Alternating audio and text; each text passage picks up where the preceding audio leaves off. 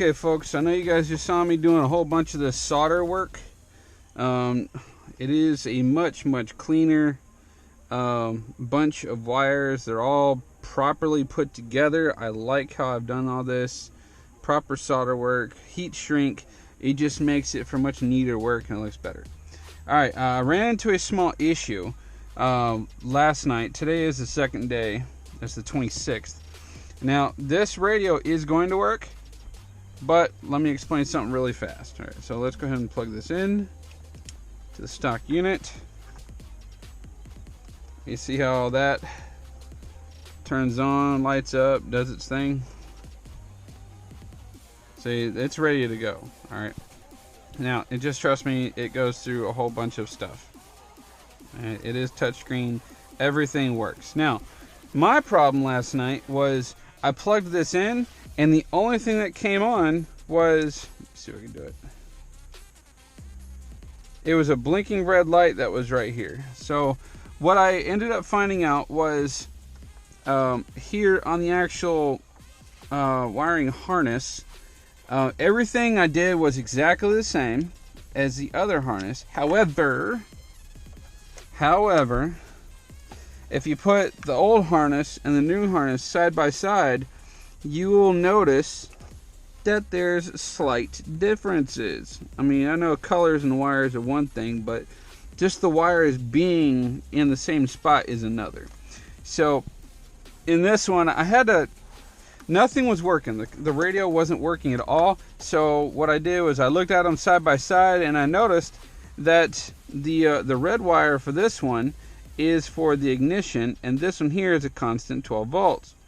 So what I did was I took a small green wire as a jumper, and I put it from the red one over to the yellow, and that's what allows this radio to turn on. For a moment there, I seriously thought that I bought a bad I bought a bad radio or head unit, but that is simply not the case in this one. So I'm actually in good shape here.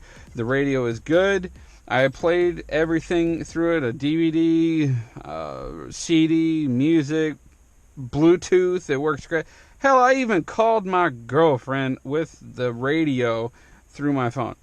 I used the radio to call her. That was great. So, anyway, what I'm going to do inside right now is I'm actually going to go and pull these pins on the inside. I'm going to push them out a little bit so I can take these wires and see if it's possible I can solder those into place and then slide them back in so that it's stock and they won't come out. So whenever you guys buy stuff and it doesn't work right from the get-go, don't automatically think, which is what I did, don't automatically assume that what you just purchased was bad. It very well could be installer error. In my case, it was a slight error, but I didn't really pay much attention to the differences between the two until I looked really close and realized, hey, what if I just do a quick jumper, and voila. And then I got another issue. Apparently my subwoofer's not coming on. I may have a bad amplifier, but I have yet to dig into that. All I need to do right now is just get all this hooked up so I can put the radio on, so I can modify the dashboard to put it all back together and have a good setup. So anyway, hopefully you guys enjoyed this part right here. I'm actually not going to get too much into any other detail because this, I think, is going to be like a 3-part series. I'm not going to make really long videos out of this.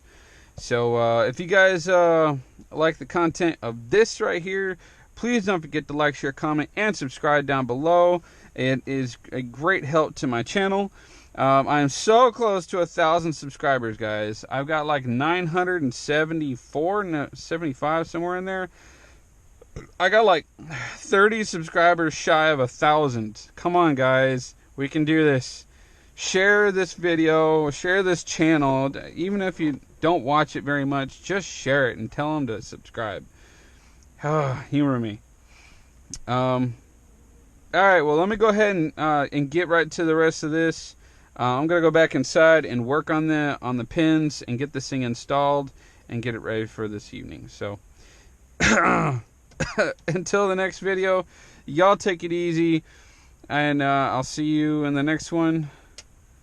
Until then, bye.